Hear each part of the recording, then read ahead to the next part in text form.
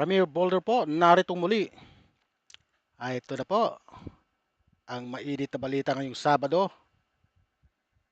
Ah, Ayon po kay Dondon Patidongan, ang whistleblower ng missing Sabungero, naniniwala ang whistleblower na si Julie Dondon Patidongan alias Dondon na malaki ang posibilidad na Miss Keda ang gimmick tycoon na si Charlie Atong Ang mula sa Pilipinas upang magtago sa ibang bansa. Bunsod ng dalawang arrest warrant na iniisyu laban sa kanya ng mga Regional Trial Court RTC sa Santa Cruz, Laguna at Lipa City, Batangas kaugnay sa missing Sabongero case.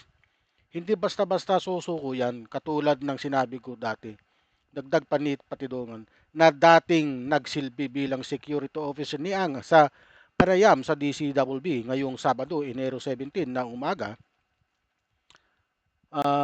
Posible rin, na noong December 2025 na nakalabas ng bansa si Atong Ang sa tulong ng kanyang malalapit na kaibigan. Isa pang posibilidad na inihayag ni alias Pat Dondon ay nagtatago ang kanyang dating amo sa mga eksklusibong subdivision na pag-aari ng kanyang mga kaibigan. Samantala, sinabi naman ni National Bureau of Investigation NBI na wala pa silang natatanggap na impormasyon mula sa Bureau of Immigration na nakalabas na si Ang ng Pilipinas kaya patuloy ang kanilang paghahanap sa pugante na may patong sa ulo na 10 milyon mula sa Department of Interior and Local Government, DILG. Ang laki po ng patong. Ngayon, itong si Atong Ang, kitang-kita nyo naman ang pagmumukha niyan. Wanted na po yan kasi may warrant of arrest pero hindi po sa mahagilap. Ayon po kay John B. Cremulya, yung sekretary ng DILG, siya po ay dangerous sapagkat marami po siyang bodyguard. Kung nandito pa siya sa Pilipinas, kasalukuyang nagtatago po siya. Kung sino man sa inyo ang nakakita kay Atong Ang ay ipagbigay alam nyo na po dahil mayroon po itong 10 milyong bounty. Kung hindi ko lang makita kung saan ito, kung alam ko lang na siguro isa na ako sa magsusuplong kasi marami pong pinapatay ito. Napakarami. Hindi lang isa, hindi lang dalawa, hindi lang tatlo. Marami, daan po ang ipinapatay nito na sa mga sabungero, yung mga nawawalang sabungero. Hindi ako nagkakamali. Ang sabi po ni Dondon Patidungan, nasa 100 po yata. Kasi mga 30 yung mga nawawala nung mga year 2021 ba yon? Yung kasagsagan ng nagkawalaan mga sabungero. Pero walang nangyari. Nagkaroon ng investigation sa Senate under Bato de la Rosa. Pero wala pong nangyari yon. Ay, alam nyo na. May naglabas nga ng na mayroon na daw pong senador na nakatanggap ng mga regalo sa kanya. Isang mamahaling relo. Ayos yan. Alam niyo na po kung sino yan. Balikan niyo na lang yung Senate hearing noon ni Bato de la Rosa doon sa Ha? Oh. Kung sino man yung senador na nakatanggap ng relo sa kanya, abay, hindi. Siguro, makonsensya na siya ngayon. Hinahabol na sila ng batas. Mga siga-siga sila noon nung panahon ng dating administrasyon. Mga siga sila dahil akala mo hindi matatapos yung kanilang termino.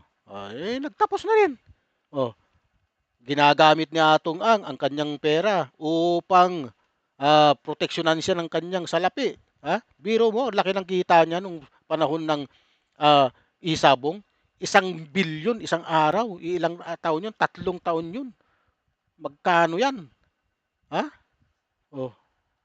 bilyon ng isang araw. Katakot-takot na pera yan. Pero mo sa isang buwan, 30 billion. I-times mo sa 12 yun. Di ba? Napakalaking kwarta pala nito. Kung susumahin lang natin, Biro mo. Ang laking pera. Hmm. Ito na po ang mga ayon po ano sa balitang ito, ah, Atong Ang posibleng tumakas na ng Pinas alias Dudon. Hindi ordinary tao si Atong Ang. International po ang kanyang grupo. Pahayag ng whistleblower na si Julie Patidongan. International daw po siya. Hmm?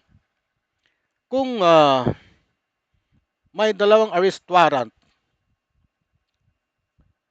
may 10 million pabuya, at may whistleblower na hayagang nagsalita, hindi na pwedeng ituring na haka-haka,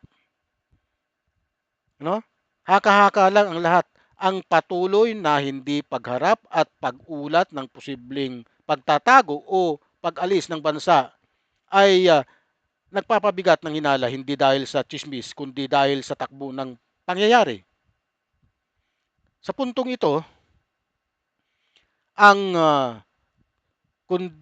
ang kundina ay malinaw. Ang pag-iwas sa batas ay pagyurak sa hustisya. Ano po? Kung walang kasalanan, harap, hindi tago. Hmm?